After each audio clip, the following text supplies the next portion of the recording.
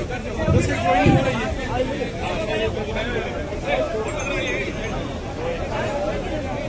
आप देख रहे हैं सिटी बिजनेस और यहाँ पर जैसा कि आप तस्वीरों में देख पा रहे हैं फिलहाल हम मौजूद है हिसार एनएलडी ऑफिस के अंदर, जहाँ पर हज़ारों की संख्या में आज युवा कार्यकर्ताओं ने एनएलओ ज्वाइन करी अलग अलग पार्टी को छोड़कर।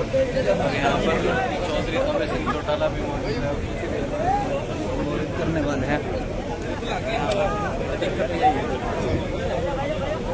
गाड़ी बना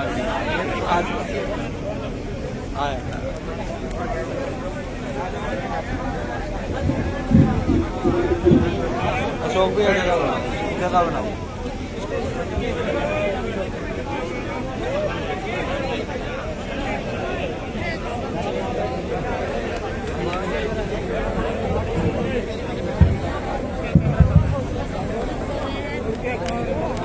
सुनो आगे वाले चेयर नंबर चेयर पे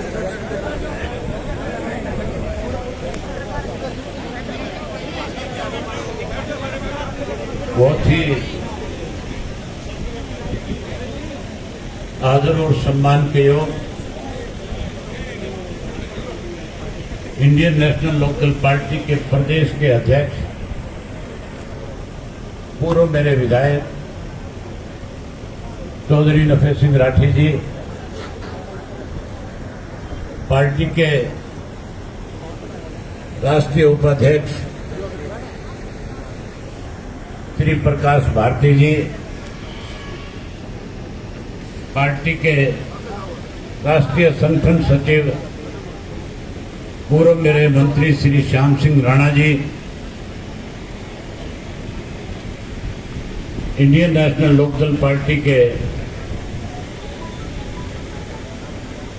जिला के अध्यक्ष भाई सतवीर सिसाया जी, पार्टी के प्रदेश के महासचिव श्री सुनील लांबा जी, इंडियन नेशनल लोकदल पार्टी के राष्ट्रीय सचिव युद्धवीर आर्य जी, श्री चतर सिंह जी, प्रदेश के महासचिव श्री राजेश गोदारा जी,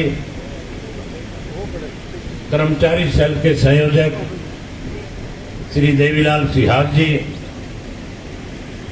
महिला की जिला की अध्यक्ष बहन ललिता टाक जी,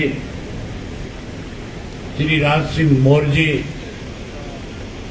आपके जिला के संयोजक पार्टी के बहुत ही वरिष्ठ नेता पूर्व में रहे मंत्री चौधरी भागीराम जी, बादली से पूर्व विधायक श्री नरेश शर्मा जी, मंच पे मेरे साथ बैठे हुए पार्टी के हल्का के जिला के प्रदेश तक के सभी नेतागण, आज के इस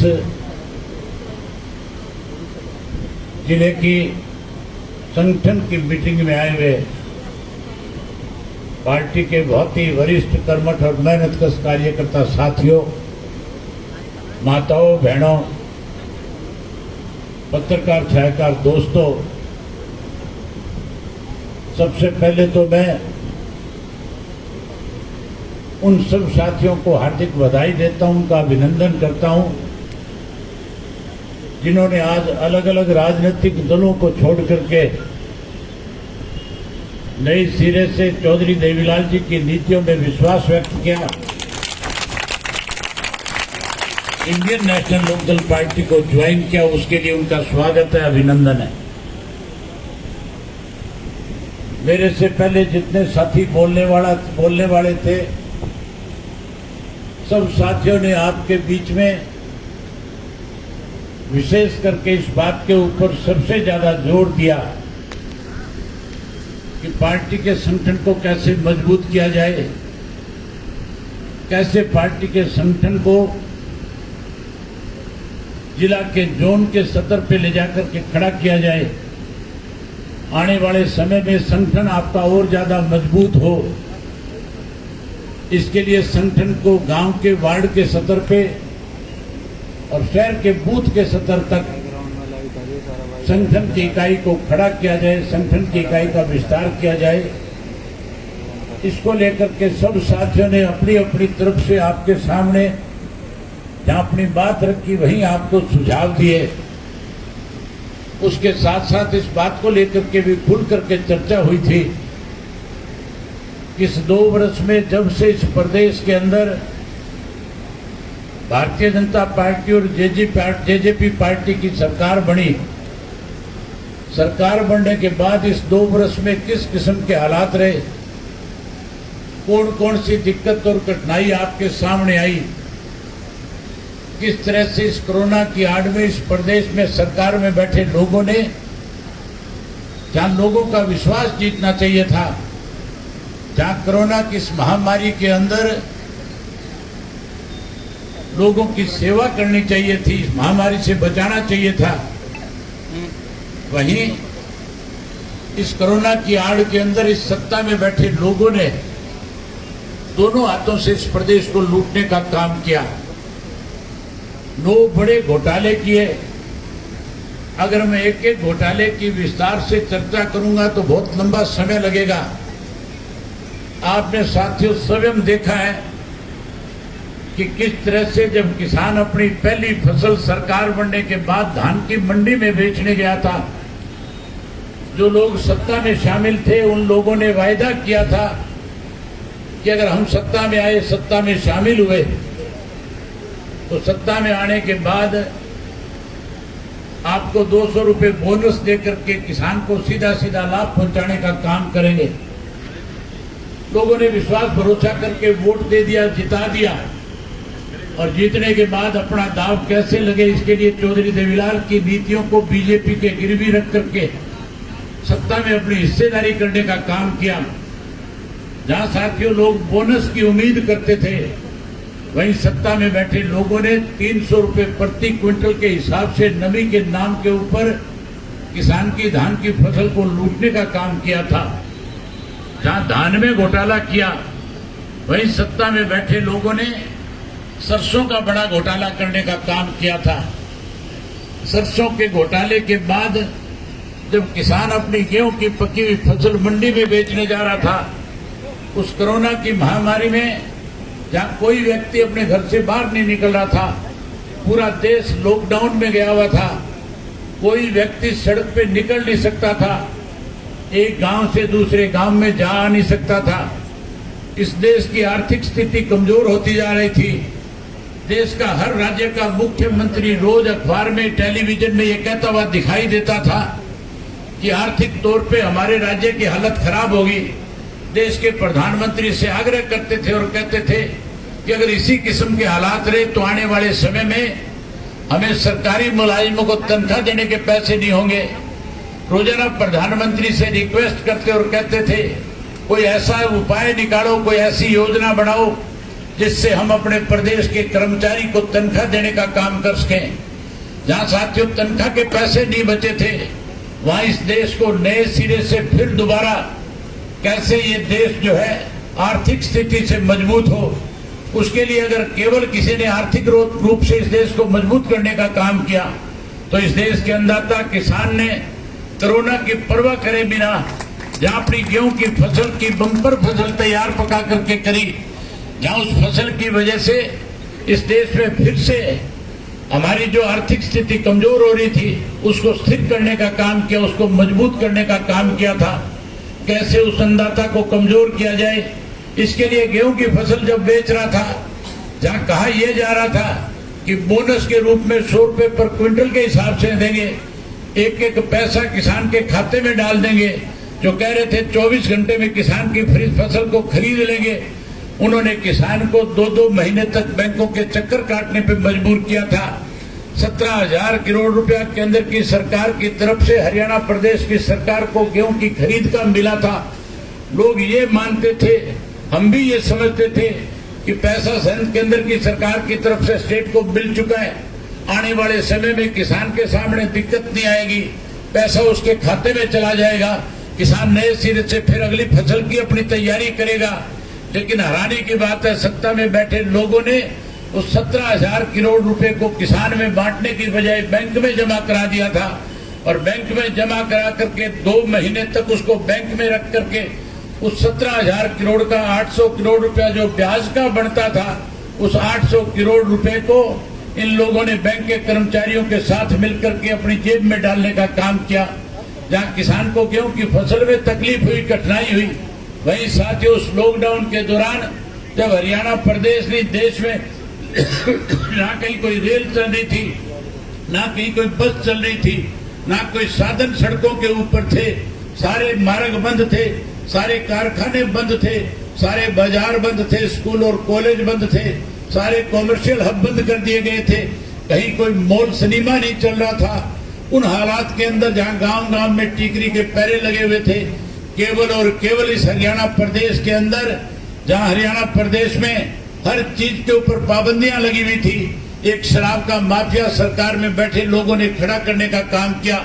उस शराब के माफिया ने हरियाणा प्रदेश की शराब जो सरकारी गोदामों में रखी हुई थी, जिन पे सरकार की सील लगी हुई थी, उनकी पीछे से खिड़कियां तोड़ करके गोदामों की 1 करोड़ 20 लाख शराब की बोतल निकाल करके गांव गांव और शहर और कस्बों में घर घर में सप्लाई करने का काम किया था। 100 रुपए वाली बोतल 500 रुपए में बेच करके लोगों की जेब के ऊपर डाके डाले गए थे। जहां शराब का माफिया खड़ा हुआ, शराब का घोटाला हुआ, वहीं रजिस्ट्री का घोटाला करने का काम किया। फिर कोरोना की आड़ के अंदर, कोरोना के नाम के ऊपर जिन दवाइयों की खरीद की गई थी, 450 करोड़ रुपया उन दवाइयों की खरीद में सत्ता में बैठे लोगों ने डकारने का काम किया।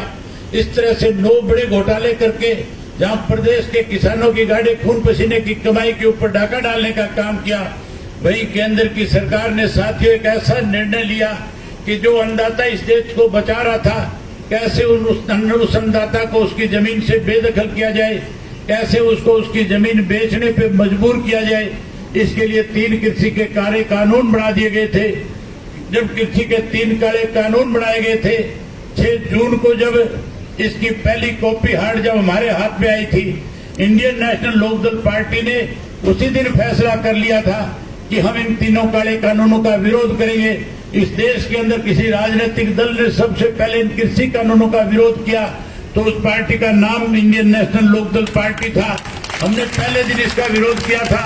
जहां विरोध किया वहीं हमने अपने पार्टी के साथियों की जिम्मेवारी लगाई थी कि किसानों को लेकर के कितना भी बड़ा आंदोलन खड़ा हो, उस आंदोलन में इंडियन नेशनल लोकदल पार्टी का सामाजिक कार्यकर्ता के रूप में उसका हिस्सा बन करके उस आंदोलन को मजबूत करने का काम करे।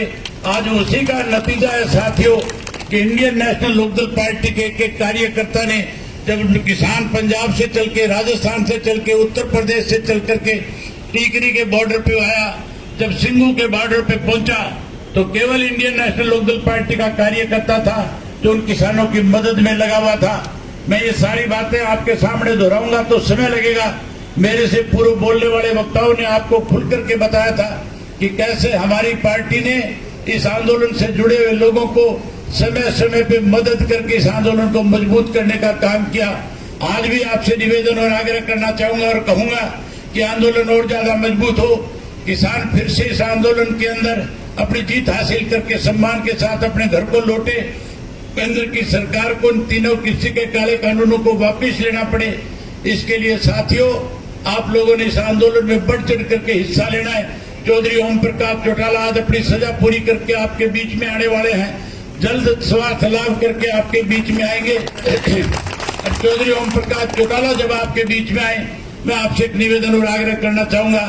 चौधरी ओम प्रकाश चौटाला की सोच थी कि हरियाणा प्रदेश के अंदर इंडियन नेशनल लोकदल पार्टी का ऐसा काडर हो जिस काडर को देख करके पूरे देश के लोग चर्चा करें और कहें कि आज अगर संगठन किसी पार्टी का सबसे ज्यादा मजबूत है, सबसे ज्यादा संगठित है, सबसे ज्यादा अनुशासित है, तो उस पार्टी का नाम इंडियन नेशनल लोकदल पार्टी है। आज मैं बधाई दूंगा मंच पे बैठे हुए जिला के उन सब पदाधिकारियों को जिनकी जिम्मेवारी हमने संगठन को खड़ा करने की लगाई थी। उन्होंने न केवल संगठन को खड़ा करने का काम किया बल्कि उससे भी 2 कदम आगे बढ़ करके उस संगठन में और साथियों को जोड़ने का काम किया। आज जो हजारों साथी अलग अलग पार्टियों को पार्टियां छोड़ करके आपने शामिल कराई, ये भी उसी का एक हिस्सा है। इसके लिए मैं आपको बधाई देता हूँ। जहाँ आपने संगठन बनाया, अब आपसे उम्मीद करूंगा कि संगठन को और मजबूत करो। इसके लिए इसको पंचायत के वार्ड के सदर तक लेकर के जाने का काम करो। पंचायत के वार्ड तक अपने एक एक सेल का एक एक व्यक्ति के साथ संपर्क करके जोड़ने का काम करो, ताकि आपके संगठन का बड़ा विस्तार हो सके। साथियों, हमारी पार्टी के संगठन को कमजोर करने में ना भाजपा ने कसर छोड़ी थी, ना कांग्रेस पार्टी ने कोई कमी छोड़ी थी। आपको याद होगा सन 2013 के अंदर जनवरी के महीने में चौधरी ओम प्रकाश चौटाला जी के खिलाफ षड्यंत्र के तहत उनको 10 साल की कैद कराने का काम किया था। उनकी कैद कराने के पीछे मकसद केवल एक था कांग्रेस पार्टी का, कि इंडियन नेशनल लोकदल पार्टी के संगठन को कमजोर किया जाए, ताकि आने वाले समय में तुम्हें फिर से सत्ता में आने में किसी किस्म की रुकावट न आए, कोई दिक्कत और कठिनाई न आए। इसके लिए एक योजना के तहत उन्होंने एक षड्यंत्र के तहत सीबीआई और केंद्र की सरकार के साथ मिलकर के जेबीटी के उन 3206 बच्चों की नौकरी, जो आज भी नौकरी करने का काम कर रहे हैं, जिनको टीचर लगाया था, जो आज प्रमोशन लेकर के हेडमास्टर बन चुके हैं, उनको नौकरी से निकालने की बजाय, क्योंकि हमने नौकरी सही लगाई थी, हमने उनको जो नौकरी दी थी उसमें किसी किस्म का कोई लेन देन नहीं हुआ था, कोई इस किस्म का आरोप आपके नेता के ऊपर नहीं था। केवल और केवल आपके नेता को इसलिए फंसाया गया कि चौधरी ओम प्रकाश चौटाला को जब सजा हो जाएगी तो लोकदल कमजोर पड़ जाएगा, हमारा संगठन कमजोर करने की कोशिश की गई थी। मुझे अच्छी तरह से याद है वो दिन, जिस दिन हमारे चौधरी ओम प्रकाश चौटाला जी को सजा हो गई थी। उसके बाद हरियाणा प्रदेश की विधानसभा का बजट का सेशन आया था। उस बजट के सेशन के अंदर जब हम हिस्सा लेने गए थे तो कांग्रेस के लोग आरोप लगा रहे थे कि आपके नेता ने भ्रष्टाचार किया, इसलिए जेल की सलाखों के पीछे है। हमारी पार्टी के जो एमएलए थे वो ये कह रहे थे कि आप लोगों ने षड्यंत्र के तहत उनको जेल में पहुंचाने का काम किया है। आपस में वाद विवाद बढ़ रहा था। भूपेंद्र सिंह हुड्डा ने खड़े होकर मुझसे कहा था कि अभय सिंह वाद विवाद में कुछ नहीं रखा, अगर आप चाहते हो चौधरी ओम प्रकाश चौटाला जेल से बाहर आए तो फिर कोई अच्छा वकील करो, अच्छी तरह से पैरवी करो, ताकि हाई कोर्ट से किसी किस्म की आपको राहत मिले। मैं भूपेंद्र सिंह हुड्डा की मंशा को अच्छी तरह से समझता था। हुड्डा कहीं मेरे ऊपर इस बात को लेकर के कटाक्ष कर रहा था, मुझे वो बात ध्यान थी। आज से कुछ दिन पहले साथियों आपने अखबारों में पढ़ा होगा, भूपेंद्र सिंह हुड्डा के खिलाफ भी सीबीआई ने आपके यहाँ पंचकुला की सीबीआई की कोर्ट के अंदर एक चार्जशीट दाखिल करने का काम किया है। उस चार्जशीट में भ्रष्टाचार का आरोप लगाया गया है। जहां भूपेंद्र सिंह हुड्डा के खिलाफ चार्जशीट दायर की गई, कोर्ट ने उसे जहां मंजूर कर लिया, वहीं अगले दिन अखबार में खबर छपी थी। साथियों, आपने भी पढ़ी होगी, उस खबर में लिखा हुआ था कि हुड्डा के खिलाफ चार्जशीट दाखिल हुई, और उसके साथ साथ ये भी लिखा हुआ था कि भूपेंद्र सिंह हुड्डा और उनकी धर्मपत्नी आशा हुड्डा जी दोनों कोरोना पॉजिटिव पाए गए। जब दोनों को कोरोना हुआ, दोनों कोरोना पॉजिटिव पाए गए, तो मैंने उनको टेलीफोन कर लिया। चौधरी भूपेंद्र सिंह हुड्डा को टेलीफोन करके मैंने पूछा कि चौधरी साहब, अखबार में इस किस्म की खबर है, कहीं आपको कोरोना की रिपोर्ट जो पॉजिटिव आई है? हुड्डा साहब कहने लगे कि मेरी रिपोर्ट पॉजिटिव है। मैंने पूछा कहाँ दाखिल हो? मुझे कहने लगे मैं दिल्ली के अपने गुड़गांव के मेदांता हॉस्पिटल में दाखिल हूँ। मैंने कहा परमात्मा आपको जल्दी समझ करे, जल्दी से आप स्वस्थ हो जाओ, और आप मेदांता में आए हो, अच्छे डॉक्टर है, मैं उम्मीद करूंगा कि आप बिल्कुल जल्दी स्वस्थ होकर के लोगों के बीच में आओगे। लेकिन जहां कोरोना से बच जाओगे, उसके साथ साथ जो सीबीआई ने आपके खिलाफ चार्जशीट दायर करी है, उससे कैसे बचा जाए, इसके लिए हुड्डा साहब कोई अच्छा वकील जरूर कर लेना, क्योंकि बिना वकील बच नहीं पाओगे। मुझे याद था कि हुड्डा ने मुझे कटाक्ष के रूप में कहा था, लेकिन मैंने उसे सलाह देते हुए कहा था कि भारतीय जनता पार्टी के लोग जिनके साथ मैंने आज हाथ मिला रखा है, जहां तुम हाथ मिला करके इस प्रदेश को कमजोर करने में लगे हो, वहीं ये भारतीय जनता पार्टी के लोग तुझे जेल की सलाखों के पीछे पहुंचाने का काम करेंगे। ये भाजपा के लोग सदा धोखा देने का काम करते हैं। जहां मैंने उसको ये सलाह दी थी, वहां ये भी कहा था कि हुड्डा साहब, अगर आप वकीलों को जानते ना हो, मैंने 10 साल चौटाला साहब के इस केस को लेकर के हाई कोर्ट और सुप्रीम कोर्ट तक के वकीलों से बात करी थी। मुझे पता है कौन सा वकील कितना अच्छा है, कौन सा वकील कितना काबिल है। अगर आपको जानकारी ना हो तो मुझसे पूछ लेना, वो भी बता दूंगा कि कौन सा वकील आपने करना है। जहाँ साथियों आज इस किस्म के हालात इस प्रदेश के हैं, आज भाजपा और जजपा की हालत ऐसी है कि उनका कोई भी नेता किसी भी सार्वजनिक कार्यक्रम में नहीं जा सकता। आज उनका कोई भी नेता कोई राजनीतिक कार्यक्रम नहीं कर सकता। आज तो किसी के दुख में भी शरीक नहीं हो सकते। आज भाजपा और जसपा का दिवालिया पिटा हुआ है। लोग आपकी पार्टी के साथ जुड़ना चाहते हैं। मैं उम्मीद करूंगा कि इंडियन नेशनल लोकदल पार्टी का कार्यकर्ता एक एक व्यक्ति के साथ संपर्क करेगा और इंडियन नेशनल लोकदल पार्टी के अंदर नए सिरे से उन साथियों को जो कहीं हमसे नाराज होकर के चले गए थे दोबारा से जोड़ने का काम करेगा। जहां आप उनको जोड़ने के लिए उनसे जाकर के मिलोगे, उनसे चर्चा करोगे, वहीं जहां बीजेपी जेजेपी के लोगों से मिलो, कांग्रेस के लोग भी आज आपकी पार्टी के साथ जुड़ना चाहते हैं। मैं उम्मीद करूंगा कि आप उनसे भी संपर्क करोगे, एक एक को पार्टी के साथ जोड़ने का काम करोगे। यही बात आपसे कहने और करने के लिए आया था। आप सब ने मेरी बात सुनी। आप सबका बहुत धन्यवाद। जय हिंद, जय हरियाणा।